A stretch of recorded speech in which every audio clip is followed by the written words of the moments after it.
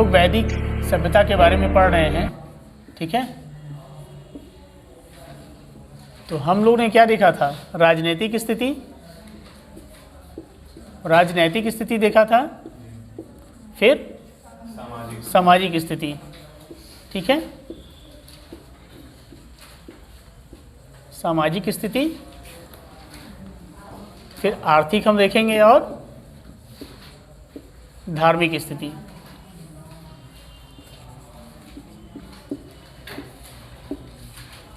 इसमें भी हम क्या करेंगे? कंपैरिजन करेंगे। किससे? ऋग्वैदिक काल में क्या सामाजिक स्थिति थी, उत्तर वैदिक काल में क्या स्थिति थी। यानी वैदिक एज में भी क्या है? ऋग्वैदिक और दूसरा उत्तर वैदिक, ठीक है।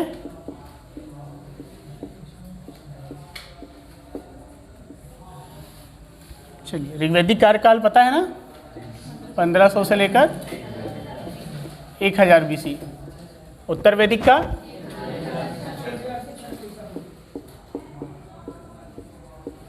600 BC, ठीक है।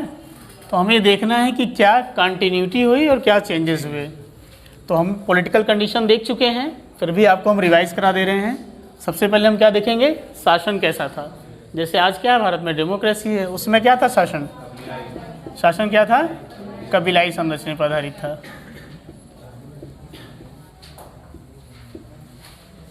ठीक है। और राजा क्या था? राजा उस अर्थों में राजा नहीं था जैसे राजतंत्र में होता था, बल्कि कैसा था? कबीले का प्रमुख होता था। इसीलिए उसे क्या कहा जाता था? जनस्य गोपा। क्योंकि यायावरी जीवन, कबीलाई जीवन जीते थे, एक स्थान से दूसरे स्थान पर जाते थे, ठीक है ना। तो इसके दो प्रमुख कार्य थे। क्या कार्य थे? एक तो युद्ध, दूसरा लोगों की रक्षा करना, अपने कबीले के लोगों की रक्षा करना, ठीक है ना। राजा वास्तविक अर्थों में राजा नहीं था। राजा की पहचान किससे होती थी? उसके कबीले के साथ होती थी, जिस कबीले का था। जैसा कि आप ऋग्वेद में पढ़ते हैं ना, दाशराग युद्ध हुआ था ना परशुराम नदी के तट पर, तो उसमें क्या था? भरत कबीले के राजा कौन थे? सुदास थे ना। और उन्होंने क्या किया था? 5 कबीले के समूह को हराया, 10 राजाओं को हराया था। वो राजा नहीं थे, उसमें यद, उद्रहु, तुर्वश कई कबीले थे, उनको हराया था उन्होंने, ठीक है ना। तो क्या था? कबीलाई था ना। तो कबीलाई में क्या था? उसका जो प्रमुख होता है उसका दो ही काम, युद्ध करना और अपने कबीले लोगों की रक्षा करना, ठीक है। हमने देखा था कि संस्थाओं में, फिर पॉलिटिकल में हमने देखा था संस्थाएं कौन कौन सी थी उस समय। कौन कौन सी संस्थाएं थी बताइए? विदत, सभा और समिति। अब देखिए, चूंकि संख्या के हिसाब से देखा जाए तो सभा का ऋग्वेद में 8 बार, समिति का 9 बार, विदत का 122 बार। यानी इंपॉर्टेंट कौन था? सर्वाधिक महत्वपूर्ण संस्था कौन थी? विदत। ये सर्वाधिक आर्यों की प्राचीन संस्था थी। इसमें क्या करते थे? ये सभी मामलों पर सामूहिक रूप से निर्णय लेते थे। सभा क्या थी? इसके स्वरूप के बारे में कंट्रोवर्सी है, अलग अलग विद्वान अलग अलग स्वरूप बताते हैं, लेकिन माना जाता है कि न्याय का कार्य करती थी, ठीक है ना। न्याय का कार्य करती। समिति क्या थी? ये राजा के निर्वाचन या कबीले के प्रमुख के निर्वाचन से जुड़ी संस्था थी, ठीक है ना। सबसे इम्पॉर्टेंट चीज़ जो इसके डेमोक्रेटिक जो स्वरूप है उसको बताता है, लोकतांत्रिक स्वरूप को, कि महिलाओं की इसमें हिस्सेदारी होती थी, ठीक है।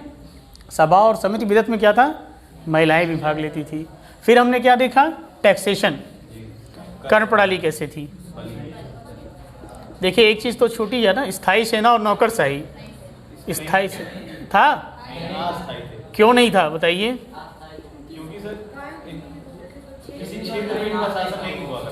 उतना बड़ा शासन नहीं था। स्थायी सेना की जरूरत ही क्या थी? सभी तो समान थे, कबीले के लोग एक समान स्तर पे थे, कोई योग्यता आधारित चयन तो होता नहीं था, तो अपने में से ही चुन लेते थे, ठीक है। तो कोई रक्त संबंध से जुड़े हुए थे, मतलब अपने से अलग नहीं चुनते थे, उसी में से कबीले लोग में से ही चयन कर लेते थे। तो इसका डेवलपमेंट यहाँ नहीं हो पाया था। और कर प्रणाली में क्या था? बलि, एकमात्र बलि का उल्लेख मिलता है। ये भी क्या था? ये एक चढ़ावा था, ठीक है। और जब हम उत्तर वैदिक काल में आते हैं तो क्या देखते हैं बताइए?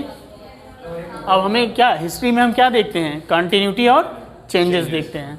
तो कंटिन्यूटी में हम क्या देखेंगे उत्तर वैदिक काल में? देखिए, पॉलिटिकल कंडीशन में, राजनीतिक स्थिति में हम क्या देखेंगे बताइए? शासन का स्वरूप अभी भी कबीलाई रहता है, यद्यपि लोहे के प्रयोग के कारण क्या था, राजा क्षेत्रीय, जो अब जो कबीले के साथ इसकी पहचान होती थी, अब एक भूमि के साथ इसकी पहचान, यानी राजा का महत्व बढ़ गया। ठीक है ना। अब राजा क्या था, ऐतरेय ब्राह्मण में क्या है, ऐतरेय ब्राह्मण में इसको क्या कहा गया है, सार्वजनीन, एक राट, सार्वजनीन और एक राट जैसी उपाधियां धारण कर रहा है। ठीक है ना। मतलब क्या था, राजा का अब वास्तविक अर्थों में राजा उभर कर सामने आता है। अभी क्या था, कबीले के साथ पहचान होती है, अब भूमि के साथ जुड़ गया, एक भूमि का क्षेत्रपति, एक भूमि का स्वामी हो गया। ठीक है। ऐतरेय ब्राह्मणी राजा की स्थिति बदली, हालांकि अभी भी उस तरह का नगरीकरण या स्थायी जीवन इस तरह का नहीं था कि बहुत बड़े अर्थों में बहुत बड़े भूभाग पे या राज्य निर्माण की प्रक्रिया शुरू हो गई। राज्य निर्माण की प्रक्रिया भारत में 6वीं सेंचुरी BC से प्रारंभ होता है। ठीक है ना। लेकिन जो इनिशियल स्टेज है, जो क्रम है आगे बढ़ने का, जैसा हम जानते हैं ना, ग्राम बना, ग्राम से फिर क्या बना, सबसे कुल छोटी इकाई थी परिवार, कुल से ग्राम बना, ग्राम से विश्व बना, विश्व से जन बना, जन से जनपद, फिर महाजनपद, फिर राज्य निर्माण की प्रक्रिया। ठीक है ना। तो एक क्रमिक चरण में ये देखने की मिलती है कि राजा की स्थिति शक्तिशाली हुई। ठीक है। अब हम क्या देखेंगे, संस्थाएं। तो संस्थाओं में क्या था, विदत का उल्लेख नहीं मिलता। विदत क्या हो गई, कंटिन्यूटी क्या थी, सभा और समिति अभी भी था, लेकिन परिवर्तन क्या हुआ, बताइए, महिलाएं क्या थीं, अब भाग नहीं ले सकती थीं। क्यों, भूमि की अवधारणा हुई। पहले गायों के लिए युद्ध होता था, अब भूमि के लिए युद्ध होने लगा, तो क्या होगा, पुत्रों की आवश्यकता पड़ी, तो महिलाओं का महत्व कम हुआ ना। ठीक, क्लियर इतना। अब देखिए, कर प्रणाली क्या था, यहाँ पे केवल बलि था, कंटिन्यूटी क्या हुई, बलि अभी भी उल्लेख मिलता है, बलि क्या है, अभी भी है, लेकिन क्या हुआ, अब ये भेंट न होकर अनिवार्य हो गया, अब ये अनिवार्य हो गया। इसके अलावा भाग और शुल्क का उल्लेख मिलता है, भाग और शुल्क नामक करों का उल्लेख मिलता है, भाग और शुल्क। क्लियर। तो क्या हुआ, ये चेंजेस आए ना। अब देखिए, स्थायी सेना नौकरशाही अभी भी डेवलप नहीं हुई, अभी भी डेवलप नहीं हुई। हालांकि शतपथ ब्राह्मण में 12 रत्नियों का उल्लेख मिलता है।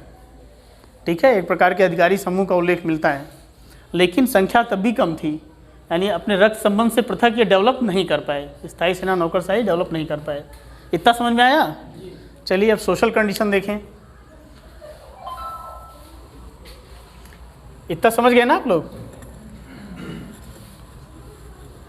चलिए अब सामाजिक स्थिति देखें, जो हमने बताया था।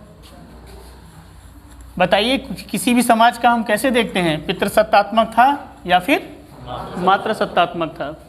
तो बताइए, ऋग्वैदिक सभ्यता कैसी थी, थी ना।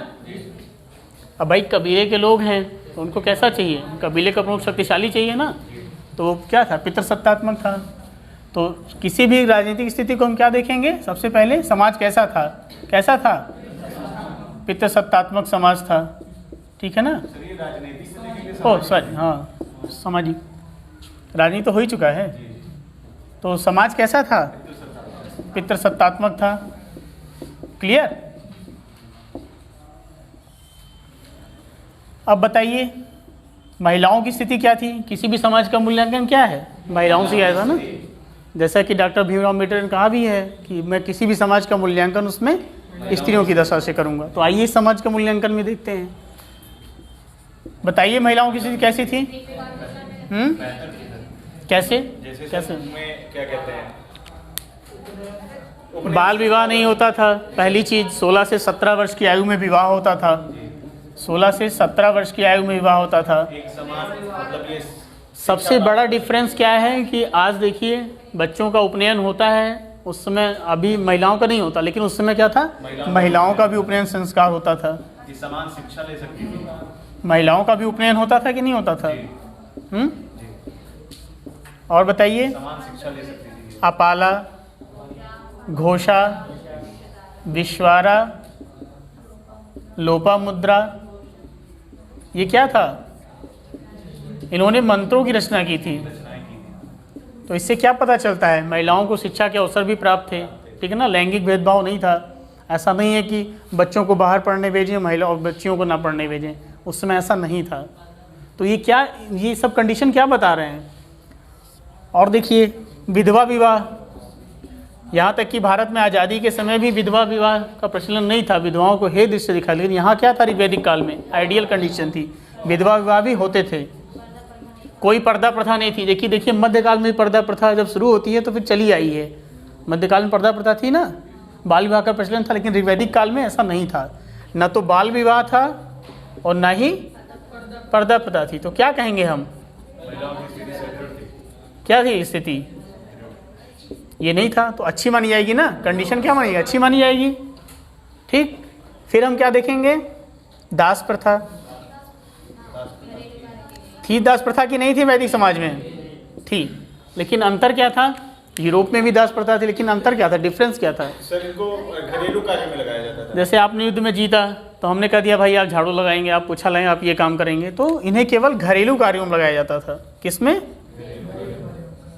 बाहरी कार्यों में नहीं लगाया जाता था, जैसे कृषि उसी में नहीं लगाया जाता था। ठीक, अब बताइए समाज में और क्या पॉइंट आएगा। वर्ण व्यवस्था, ये हम डिस्कस कर चुके हैं हम लोग। वर्ण व्यवस्था दशम मंडल में क्या है, 10वें मंडल के पुरुष सूक्त, किसमें, ब्राह्मण, क्षत्रिय, वैश्य, 4 वर्णों का उल्लेख मिलता है। ठीक है, ब्राह्मण, क्षत्रिय, वैश्य और शूद्र। चलिए, लेकिन देखिए अंतर क्या है कि यद्यपि वर्ण व्यवस्था 4 वर्ण का उल्लेख मिलता है, लेकिन वर्णों का आधार क्या था, कर्म था, जन्म से कोई श्रेष्ठ नहीं था। जैसे एक स्थान पर एक कहता है, एक ऋषि ब्राह्मण कहता है मैं कवि हूँ, मेरी माता अन्न पीसने का कार्य करती हैं, मेरे पिता वैद्य हैं, लेकिन हम सभी आजीविका के लिए कार्य करते हैं। यानी क्या था, कर्म के आधार पर समाज का विभाजन था। ऐसा नहीं था कि जाति के आधार पर ब्राह्मण श्रेष्ठ हो गया और शूद्र निम्न हो गया, ऐसा नहीं था। ऋग्वैदिक काल में क्या था, कर्म के आधार पर डिवीजन किया गया था। यानी वर्ण व्यवस्था जो थी कर्म पे आधारित थी, ना कि जन्म पे आधारित। ठीक, फिर बताइए रहन सहन कैसा था इन लोगों का, समाज में रहन सहन कैसा था।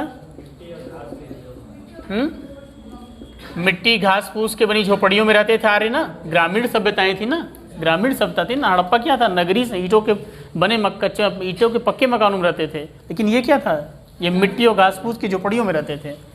ठीक है, तो रहन सहन में अंतर आया कि नहीं आया। और बताइए शाकाहारी मांसाहारी भोजन में क्या करते थे, शाकाहारी और मांसाहारी दोनों भोजन करते थे। सोम मसूरा इनके वो थे, सोमरस आर्यों का प्रिय पेय पदार्थ माना जाता है। ठीक है, जो कि मुजवंत पर्वत से, तो कहा जाता है कश्मीर पे भी इनका अधिकार था ना, भौगोलिक विस्तार था। ठीक, हाँ, वस्त्र देखिए, वस्त्र क्या है, वस्त्र आभूषण, वस्त्रों के क्या प्रकार थे बताइए, क्या क्या बताए गए थे, नीवी, वाशस और अधिवासस। क्लियर, अधिवासस। आभूषण क्या था, स्त्री पुरुष दोनों धारण करते थे। और समाज में क्या आता है, खान पान तो आपने देख ही लिया, वस्त्र देख लिया, रहन सहन देख लिया। मनोरंजन कैसे करते थे, जैसे आज हम लोग करते हैं, खेलते हैं, उसमें वो रथ दौड़ का करते थे, पासा खेलते थे, इस तरह मनोरंजन करते थे। संगीत का भी था, सामवेद क्या है, संगीत पे ही तो है। तो नाचना गाना ये सब आज भी प्रचलन में है, बॉलीवुड के रूप में, उस समय भी लोग करते थे मनोरंजन। ठीक है, अब बताइए इनका जो समाधान था, जो सवदाह करते थे, क्या करते थे, सवदाह क्या करते थे, जलाते थे, शवों को ही जलाने का काम करते थे। प्लस इनकी परंपरा भी थी, अतिथि का सत्कार पे विशेष बल देते थे, बड़ों के सम्मान पे बल देते थे।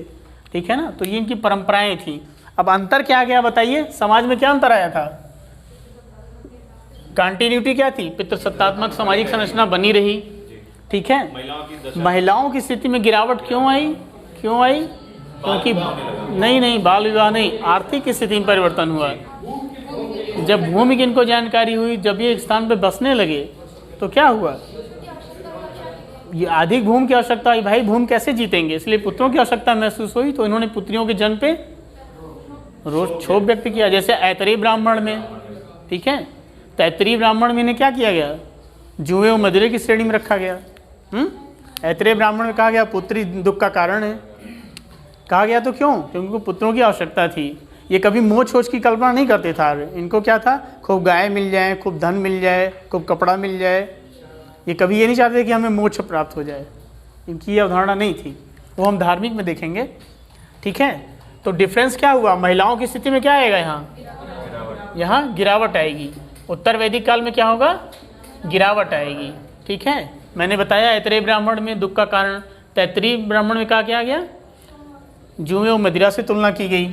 ठीक है, उपनयन संस्कार बंद हो गया। संस्थाओं में हमने देखा पॉलिटिकल कंडीशन में, सभा समिति में इनको प्रवेश नहीं था, उपनयन संस्कार बंद हो गया। तो धीरे धीरे क्या हुआ? महिलाओं की स्थिति में गिरावट आई। इसका कारण क्या था? संपत्ति की अवधारणा आई। अभी तक तो गाय था, लेकिन अब भूमि के लिए होने लगा झगड़ा। ठीक है, क्लियर? दास प्रथा सेम कंडीशन थी, घरेलू कार्यों में लगाया जाता था। वर्ण व्यवस्था भी चली गई, लेकिन वर्णों का आधार अब जन्म हो गया। जन्म से क्या हो गया? ब्राह्मण सर्वश्रेष्ठ मान लिया गया, शूद्र क्या था? उसको निम्न मान लिया गया। क्लियर? अब बताइए परिवर्तन क्या हुआ? ठीक था, वर्ण व्यवस्था चलती रही, कुछ हास हुआ, परिवर्तन ही हुआ। गोत्र और आश्रम व्यवस्था स्थिति में आई। गोत्र क्या होते थे? पहले जहाँ सभी जो गाय रखी जाती है इसको कहा जाता था गोत्र, गोष्ठ, जहाँ पे समझा गोवंश पाला जाता था। उसके बाद क्या हुआ? धीरे धीरे एक पुरुष का रूप ले लिया। जैसे हम देखते हैं 7 प्रकार के गोत्र हैं ना, किसी का काश्यप गोत्र होता है, किसी का वशिष्ठ होता है, किसी का विश्वामित्र होता है। तो गोत्र मतलब क्या? हर व्यक्ति की पहचान उसके गोत्र से होने लगी। अब अपने जैसे मान लीजिए मेरा काश्यप गोत्र है, मेरा वशिष्ठ गोत्र है, तो मेरी शादी क्या होगी? समान गोत्र में नहीं हो सकती। काश्यप गोत्र में नहीं होगी, किसी दूसरे गोत्र में होगी। तो समान गोत्र में क्या? विवाह वर्जित कर दिया गया। ठीक है, यानी गोत्र व्यवस्था प्रथा में आई। फिर आश्रम व्यवस्था। आश्रम व्यवस्था का उल्लेख जाबालोपनिषद में। कौन कौन से आश्रम थे? चारों बताइए। ब्रह्मचर्य, गृहस्थ, वानप्रस्थ और संन्यास। भारतीय विद्वानों ने क्या माना था? ऋग्वैदिक कालों ने, मतलब ऋग्वैदिक जो मनीषी थे, जो विद्वान थे, उन्होंने माना कि मनुष्य की आयु 100 साल होती है और 25-25 वर्षों में इसको डिवाइड कर दिया। यानी 25 वर्ष की अवस्था पढ़ने की अवस्था, 25 से 50 वर्ष की अवस्था आपकी गृहस्थ जीवन की, जो आप रिश्तेदारी निभाते हैं, शादी ब्याह और सब। और उसके बाद की अवस्था वानप्रस्थ, आप वन में जाइए, आपने गृहस्थ जीवन जी लिया। उसके बाद संन्यास, सब कुछ खाना पीना त्याग दीजिए। ठीक है, अंतिम चरण में। ठीक है, तो ये हो गया। फिर हम देखें उनके रहन सहन में परिवर्तन आया, क्योंकि आर्थिक स्थिति इनकी बदली। जैसे जैसे इनको लोहे का ज्ञान हुआ तो क्या हुआ? स्थायी जीवन जीने लगे। और जब स्थायी जीवन जीने लगे तो घुमंतु जीवन का खत्म हो गया, एक स्थान विशेष पे रहने लगे। ठीक है, अब वो ऐसा नहीं था कि एक जगह अपना रहे फिर दूसरी जगह चले गए। अब क्या हुआ? एक क्षेत्र विशेष पर रहने लगे। ठीक है, तो स्थायी जीवन में रहने लगा। शाकाहारी मांसाहारी सेम रहेगा, दोनों ही रहेंगे। सोमरस वैसे ही रहेगा, वस्त्र आभूषण वैसे ही रहेगा, समाधान पद्धति वैसे ही रहेगी। तो ये हो गया सामाजिक स्थिति। अब हम देखेंगे आर्थिक स्थिति। इतना समझ में आया ना? चलिए अब हम देखते हैं आर्थिक स्थिति। अब आप लोग सोचिए ऋग्वैदिक कार्य कैसे थे? कबीलाई थे ना, तो अर्थव्यवस्था कैसी होगी? कैसे अर्थव्यवस्था मजबूत होगी? अर्थव्यवस्था का मुख्य आधार क्या होता है? कृषि। लेकिन इनका तो ये पशुओं की बढ़ाई में लगे हुए हैं, लोहे का ज्ञान नहीं था। शाम को भी गोधूली कर रहे हैं, पुत्री को दुहिता कह रहे हैं, राजा को गोपति कह रहे हैं। मतलब सारी जीवन की जितनी अभिव्यक्ति है सब गाय से रिप्रेजेंट कर रहे हैं। ठीक है, तो आर्थिक में क्या होता है?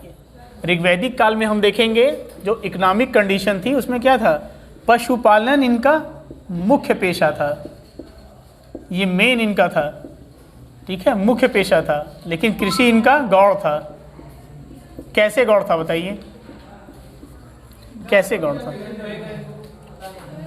जानकारी भी नहीं थी लोहे की। दूसरी बात, केवल अनाज में यव का उल्लेख मिलता है, जौ का। ये क्या बताता है? और फिर ऋग्वैदिक देवताओं में नारी देवताओं की संख्या क्या है? नारी देवियों की संख्या एकदम कम है। तो उससे भी कृषि की हीन स्थिति का पता चलता है कि नहीं चलता है? भाई कृषि में क्या उर्वरता की देवी माना जाता है ना भूमि को। लेकिन क्या है? स्त्री 33 देवता हैं ऋग्वेद में।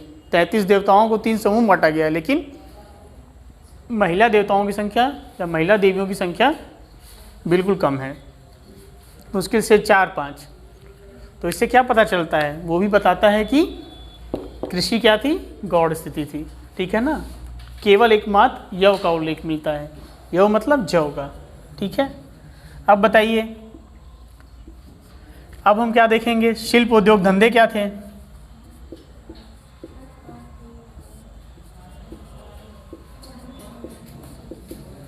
बहुत कम शिल्प उद्योग धंधों का उल्लेख मिलता है। जैसे इनको तांबे की जानकारी तो थी ही, ठीक है, तो बर्तन बनाने वाले क्या कहेंगे?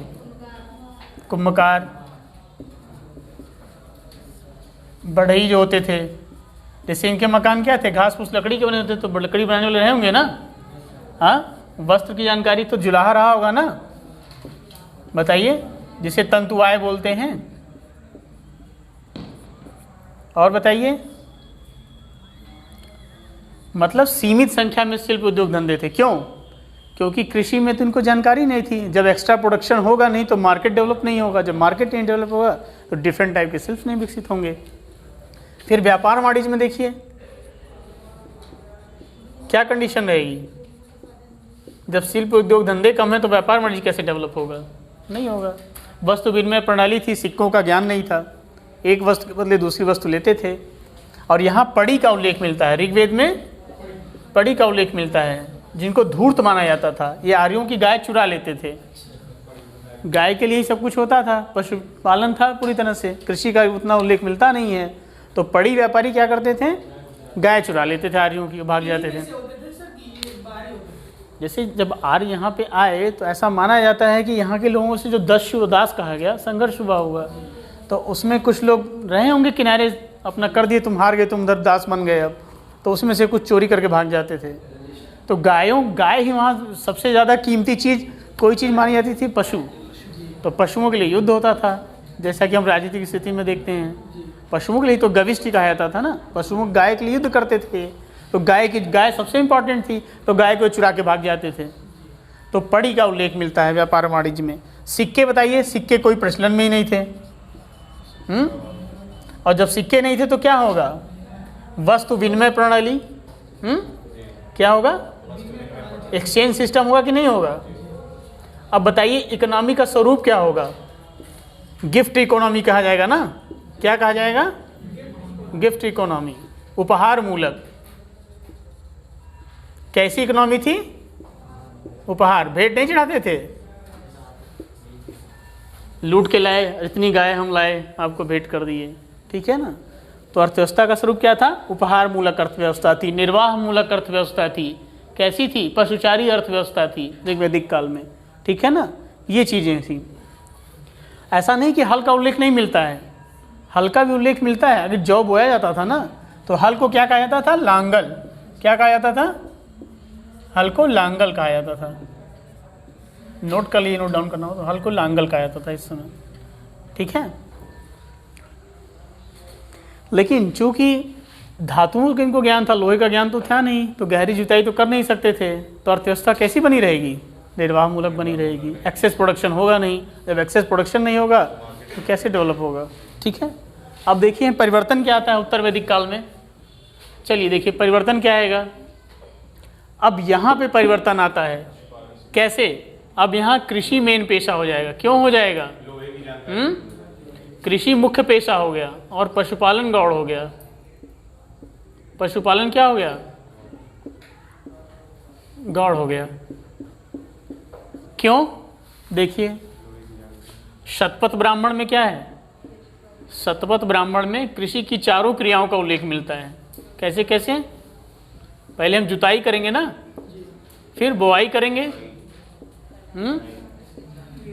कटाई करेंगे, मड़ाई करेंगे। तो ये चारों क्रियाओं का उल्लेख किसमें मिलता है? और ये क्या है? उत्तर वैदिक ग्रंथ है कि नहीं है? तो शतपथ ब्राह्मण में क्या है? कृषि की चारों प्रक्रियाओं का उल्लेख मिलता है। ये क्या बता रहा है कि पशु, अभी क्या था, अभी गायों का उल्लेख ज्यादा होता, अभी क्या है? कृषि का। और फिर वाजसनेयी संहिता है। क्या है? वाजसनेयी संहिता। इसमें क्या है? विविध प्रकार के फसलों का उल्लेख है। इससे भी प्रूफ होता है कि कृषि मुख्य पेशा था। इसमें क्या है? उड़द का भी उल्लेख है, चावल का भी उल्लेख है, गेहूं का। चावल को ब्रीही कहते थे लोग। क्या कहते थे? ब्रीही। और गेहूं को गोधूम कहते थे। गेहूं को क्या बोलते थे? आर्य। बताइए। गेहूं को बोलते थे गोधूम। हाँ, ये तत्सम तद्भव हो गया ना, संस्कृत में जो होते हैं वो तत्सम कहलाते हैं। तो गेहूं को गोधूम, आर्यों की भाषा क्या थी? संस्कृत थी। ठीक है, तो गेहूं को गोधूम बोला जाता था, चावल को ब्रीही बोला जाता था, जौ को यव बोला जाता था। ठीक, अब देखिए शिल्प उद्योग धंधे। अब इसी वाजस्नेही संहिता में ही विविध प्रकार के शिल्पों का उल्लेख मिलता है। रथ बनाने वाले, बर्तन बनाने वाले, अभी क्या था 3-4 का उल्लेख मिलता है। अब क्या था, चेंजेस क्या है, अब ज़्यादा शिल्पों की जानकारी हुई, एक मार्केट डेवलप हुआ। ठीक है ना, व्यापार में आप देखेंगे यहाँ क्या था, सिक्कों का उल्लेख नहीं मिलता, लेकिन यहाँ पे निष्क का उल्लेख मिलता है। किसका उल्लेख मिलता है? निष्क का। हालांकि ये परमानेंट सिक्के नहीं थे, ऐसा नहीं था कि वस्तु विनिमय प्रणाली इनकी चेंज हो गई, इन्होंने सिक्कों का आदान प्रदान करना शुरू कर दिया, क्योंकि भारत में 6ठी शताब्दी ईसा पूर्व से पहले सिक्कों का प्रचलन नहीं था। तो ये क्या था, किसी प्रकार की मुद्राएं थी, लेकिन इनका प्रयोग व्यापार में या लेन देन में नहीं किया जाता। निष्क, शतमान, ठीक है, ये सब क्या थे, नियमित सिक्के नहीं थे।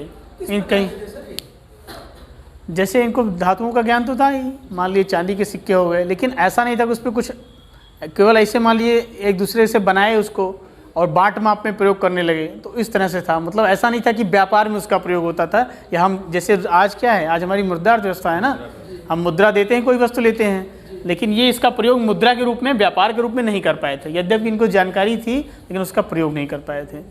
निष्क, शतमान, कृष्णल जैसा उल्लेख मिलता है। अनाजों को ये नाप, जैसे माप में क्या उर्दर एक होता था, अनाजों को रखने के लिए उर्दर बोला जाता था। ठीक है, तो सिक्कों का यद्यप प्रयोग था, लेकिन ये नियमित सिक्के नहीं थे जिनका प्रयोग हम व्यापार में करते थे। जानकारी इनको यद्यप थी, लेकिन लेख युक्त सिक्के भारत में तो सबसे पहले ग्रीक शासकों ने जारी किया। मूल्य के रूप में उसका उपयोग नहीं करते। हाँ, मूल्य के रूप में या व्यापार के रूप में इसका उपयोग नहीं करना जानते थे। ठीक है, फिर देखिए व्यापार वाणिज्य, तो व्यापार वाणिज्य सेम है। अब क्या होगा, वस्तुओं का लेन देन तो रहेगा ही, क्योंकि सिक्कों का प्रयोग तो अभी भी नहीं करना जानते थे, लेकिन परिवर्तन क्या आएगा, जो पड़ी है इसका उल्लेख नहीं मिलता। ये जो गाय चुराने वाले थे ये सब नहीं, अब क्या था, वस्तुओं का लेन देन लोग करते थे। जैसे कुंभकार से हमें ज़रूरत हुई बर्तन की, बढ़ई से हमें लकड़ी की आवश्यकता हुई, तो ये व्यापार डेवलप हुआ इनिशियल स्टेज में। अब देखिए यहाँ नगरों का भी उल्लेख तो मिलेगा नहीं, क्योंकि ग्रामीण संस्था थी, लेकिन तैत्तरीय संहिता में, किसमें, नोट कर लीजिए इसको, तैत्तरीय संहिता जो है उसमें सबसे पहली बार नगरों का उल्लेख मिलता है। तैत्तरीय संहिता में सबसे पहली बार नगरों का उल्लेख मिलता है, जैसे हस्तिनापुर, कौशाम्बी आदि का। लेकिन वो उस तरह के नगर नहीं थे जैसे हड़प्पा में थे, प्रोटो अर्बन यानी आद्य नगर थे। मतलब थोड़ा बहुत व्यापार था, लेकिन उस स्तर का नहीं था। क्यों नहीं था, क्योंकि दास तो अभी भी घरेलू कार्यों में लगाए जाते थे ना। जब आप कृषि में लगाएंगे तब तो एक्सेस प्रोडक्शन होगा, लेकिन इनका भी उत्पादन ऐसा नहीं था कि नगरीय सभ्यता को जन्म दे सकें। यद्यपि ज़्यादा था, ऋग्वैदिक काल की तुलना में इनका प्रोडक्शन ज़्यादा था, इनको फसलों का भी ज़्यादा ज्ञान था, लेकिन एक्सेस प्रोडक्शन नहीं था कि मार्केट, एक स्पेसिफिक मार्केट डेवलप हो और नगरीकरण को बढ़ावा दिया जाए। लेकिन नगरीकरण का प्रारंभ जो था, या इनिशियल स्टेज यहाँ से प्रारंभ हो चुका था। ठीक है, ग्रामीण सभ्यता से नगरीय सभ्यता बनने का चरण यहीं से होता है। ऋग्वैदिक, उत्तर वैदिक, फिर जनपदों का उदय होगा, फिर महाजनपद आएंगे। ठीक है, फिर वहाँ नगरीय सभ्यता का उदय होगा। तो ऐसा तो है नहीं कि नगर तुरंत बनते हैं, धीरे धीरे तो होता है। गांव में आप देखिए, गांव में क्या होता है, साप्ताहिक बाजार लगते हैं, फिर धीरे धीरे क्या होता है, थोड़ा हम शहर में जाते हैं तो बड़ा बाजार लगता है, और बड़े मार्केट, फिर बड़े बड़े नगर बनते हैं। तो उसी तरीके से उस समय भी था, ग्रामीण सभ्यता से धीरे धीरे नगरीय सभ्यता की ओर परिवर्तित हो रही थी। ठीक है, मुद्रा अर्थव्यवस्था, यहाँ भी जानकारी नहीं है। वस्तु विनिमय प्रणाली ही, वस्तुओं का एक्सचेंज ही करते थे। हमने आपको दे दिया तांबे का बना कोई सामान, आपसे हम कुछ दूसरा ले लिए, मिट्टी का बर्तन ले लिए। मतलब इनको अभी भी सिक्कों का या इस तरह से प्रयोग नहीं करते जैसा कि हम आधुनिक समय में कर रहे हैं। यानी मुद्रा व्यवस्था इनकी नहीं थी। अभी भी अर्थव्यवस्था का स्वरूप क्या था, अभी भी गिफ्ट इकोनॉमी ही थी, गिफ्ट इकोनॉमी ही कहेंगे। ऐसा नहीं था कि अधिशेष मूलक अर्थव्यवस्था हो गई, एक्सेस प्रोडक्शन होने लगा, ऐसा स्थिति अभी भी नहीं था। चलिए अब हम धार्मिक स्थिति को देखते हैं। इतना समझ में आया ना। अब बताइए, जब ऋग्वैदिक आर्य घुमक्कड़ थे, तो कहीं पेड़ के नीचे रुक जाते थे, पानी बरसा तो उसको देवता मान लिए, कहीं पेड़ के, कहीं क्या नाम है, कहीं जा रहे हैं, कहीं झोपड़ी में घुस गए, कहीं पहाड़ देखे तो उसको देवता बना दिए। तो क्या होगा, ऐसे तो प्रकृति के अवयव बहुत हैं। तो ऋग्वैदिक आर्यों का धर्म कैसा था बताइए। बहुदेववादी हो जाएंगे ना, प्रकृति पूजक और बहुदेववादी हो जाएंगे। तो धर्म कैसा था, ऋग्वैदिक धर्म कैसा था बताइए? प्रकृति पूजक, बहुदेववादी। अब देखिए केवल आर्य ही नहीं, आप जितनी भी प्राचीनतम सभ्यताएं देखेंगे, चाहे यूनान हो चाहे सब में क्या था, प्रकृति पूजक बहुदेववादी ही थे, है ना। यूनान भी यही स्थिति थी, मिस्र में यही थी, जितने भी थे प्रकृति पूजक और बहुदेववादी थे। ठीक है, अब देखिए, अब ये बहुदेववादी थे तो देवता तो अनेक हो गए। तो जब हमने देखा ना कि वेदों को पढ़ने के लिए, समझने के, आरण्यों की रचना की गई, उपनिषदों की रचना की गई और कई ग्रंथ लिखे गए। तो उसी में एक लोग थे यास्क, इनके ग्रंथ का नाम है निरुक्त। ठीक है, तो इन्होंने माना कि कुल 33 देवी देवता थे। कहाँ? ऋग्वैदिक काल में कुल 33 देवी देवता थे। इनको इन्होंने क्या किया, 3 भागों में बांट लिया। 3 भागों में बांट लिया, पृथ्वी के देवता, ठीक है, आकाश के देवता और अंतरिक्ष के देवता। अंतरिक्ष के देवता कौन थे? इंद्र थे। आकाश के सूर्य होंगे ना, सूर्य होंगे, वरुण होंगे। पृथ्वी के कौन होंगे? अग्नि होंगे, सोम होंगे, बृहस्पति होंगे। ये क्या हैं? पृथ्वी के देवता। तो इन्होंने कई भागों में बांट लिया, पृथ्वी, आकाश, ठीक है। क्या क्या बोले, क्या बोलने बोलते, कुछ बोले ना, कोई देवता का नाम गिनाना हो तो बता दीजिए। हाँ, पवन, वायु, सही है। तो वायु को क्या कहा जाता था उस समय बताइए? वरुण हो गए, सूर्य हो गए, अग्नि, सोम, बृहस्पति हो गए, इंद्र हो गए। चलिए वायु ही मान लेते हैं, आप लिख लीजिए। मरुत कहा जाता था ना, चलिए मरुत हो गया, ठीक है। अब देखिए, तो इन 33 देवताओं को इन्होंने 3 भागों में बांट लिया, ठीक है ना। और जो आकाश में एक और उषा महिला का भी नाम मिलता है, ठीक है। एक पूषण देवता का भी उल्लेख मिलता है, जो पशुओं के देवता थे। ऋग्वेद में ये पशुओं के देवता थे, ठीक है। अब देखिए, ये तो हो गया इनका धर्म।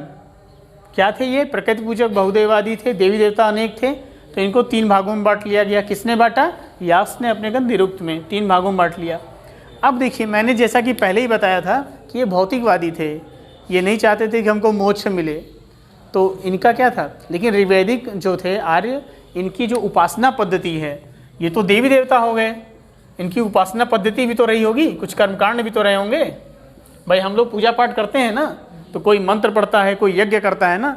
तो इस समय यज्ञों की तुलना में प्रार्थना और स्तुति का विशेष महत्व था, ठीक है ना। प्रार्थना और स्तुति का विशेष महत्व था।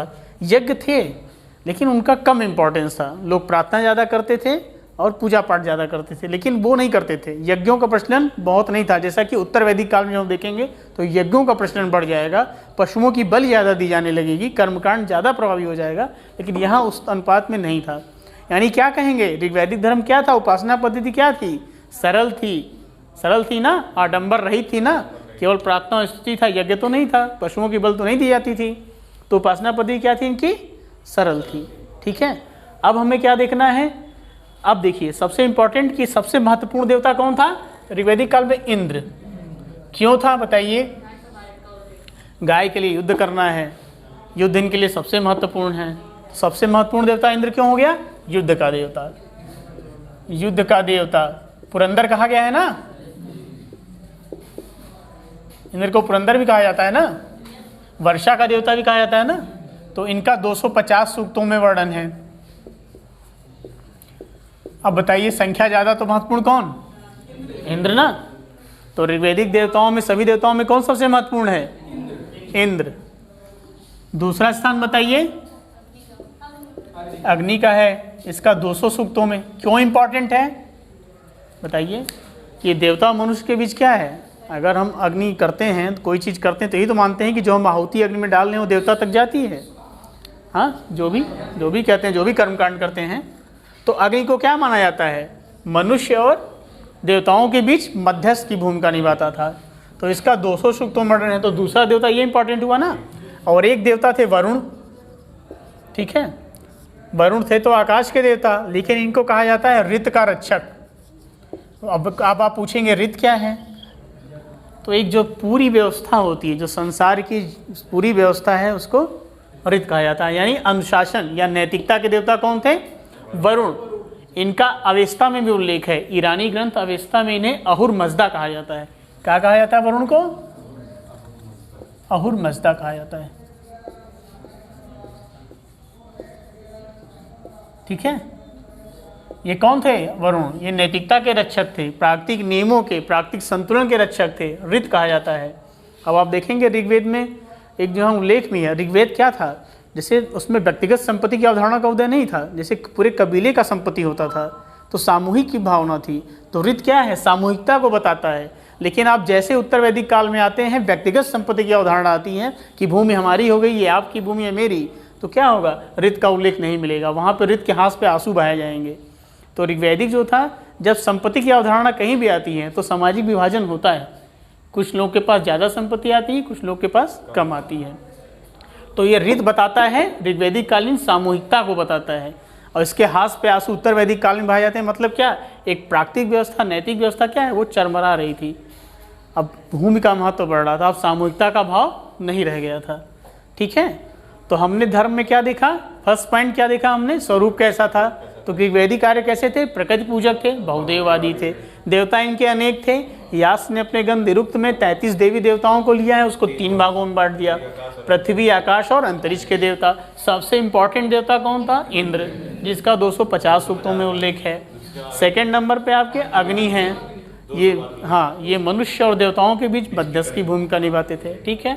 तीसरे नंबर पे कौन थे? वरुण, जिन्हें ऋत का रक्षक कहा गया है। इनकी तुलना अवेस्ता, ईरानी ग्रंथ अवेस्ता है ना, जो ऋग्वैदिक समकालीन माना जाता है, कौन सा है? अवेस्ता। इसमें इनको क्या कहा गया है? अहुर मजदा, वरुण को, ठीक है। इनका कम बार हुआ है, 20 या 24 बार उल्लेख हुआ है, उस पे ना जाइए। मेन इंद्र हैं आपके और अग्नि हैं, ठीक है। अब देखिए उत्तर वैदिक काल में क्या होगा। अब हमें चेंजेस देखना है ना कि धर्म में क्या परिवर्तन आया। तो अब देखिए उत्तर वैदिक काल में क्या होगा? धर्म में परिवर्तन, देवताओं के स्थान में परिवर्तन होगा, ठीक है ना। अभी तक जो इंद्र महत्वपूर्ण थे, अब इनका स्थान किसने ले लिया? प्रजापति ने, ठीक है ना। किसने ले लिया? प्रजापति ने। अब जो पूषण पशुओं का देवता था, वो यहाँ शूद्रों का देवता हो गया।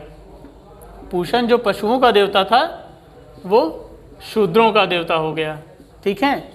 अभी तक हम क्या देख रहे थे?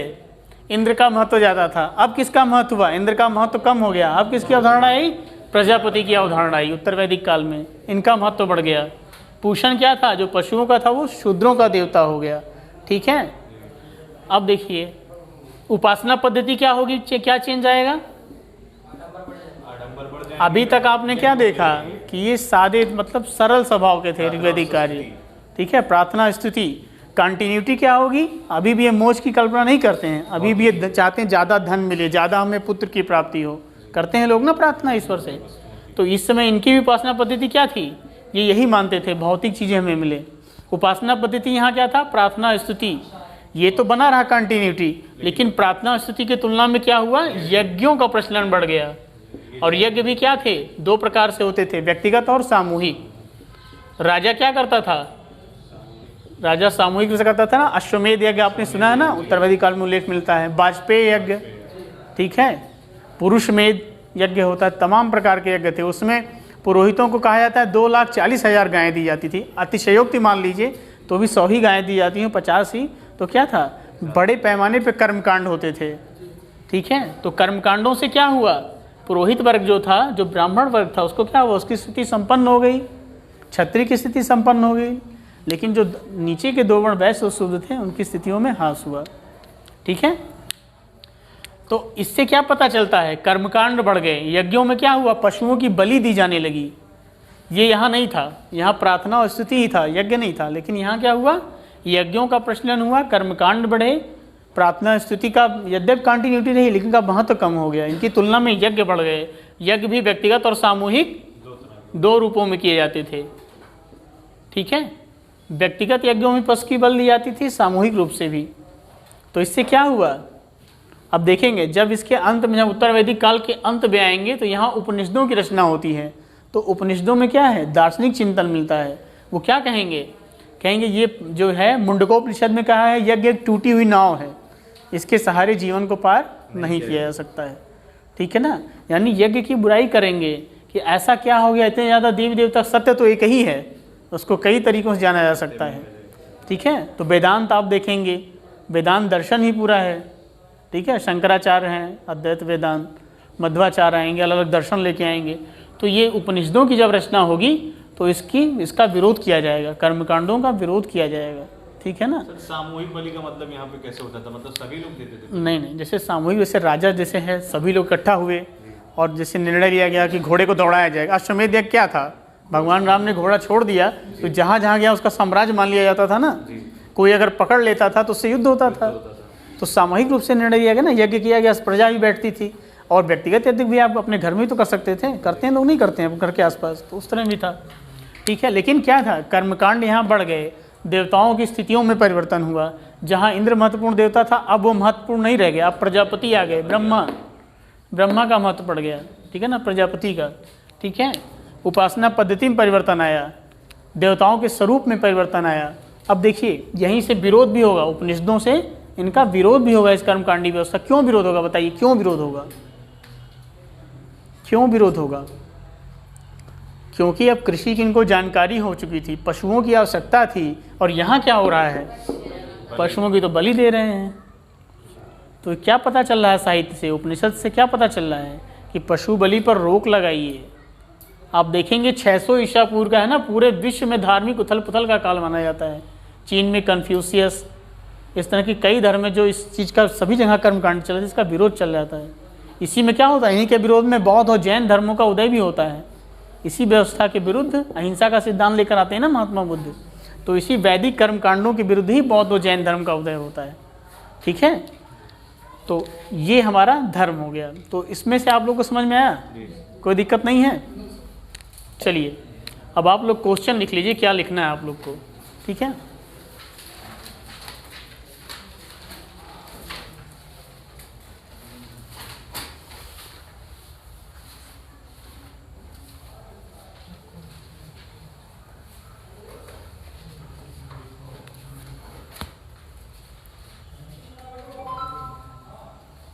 ऋग्वैदिक कालीन आर्थिक स्थिति का उल्लेख करते हुए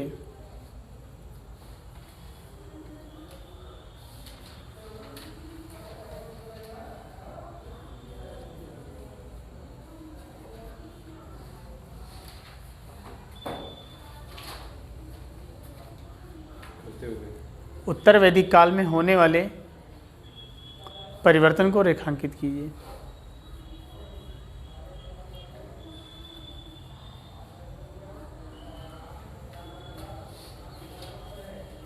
दूसरा क्वेश्चन लिख लीजिए, उत्तर वैदिक काल में होने वाले परिवर्तन को रेखांकित कीजिए। मतलब आपको ये दिखाना है कि ऋग्वैदिक काल में हमारा अर्थव्यवस्था, इकोनॉमी कैसी थी, उत्तर वैदिक काल में क्या क्या परिवर्तन आए। ठीक है, क्या निरंतरता और क्या परिवर्तन हुए, यही तो दिखना हमें हिस्ट्री में, कंटिन्यूटी और चेंजेस। फिर दूसरा क्वेश्चन लिखिए, ऋग्वैदिक कालीन धार्मिक स्थिति का वर्णन कीजिए और उत्तर वैदिक काल में होने वाले परिवर्तन को रेखांकित कीजिए। ठीक है, ये दो क्वेश्चन हैं आपके, सेम है।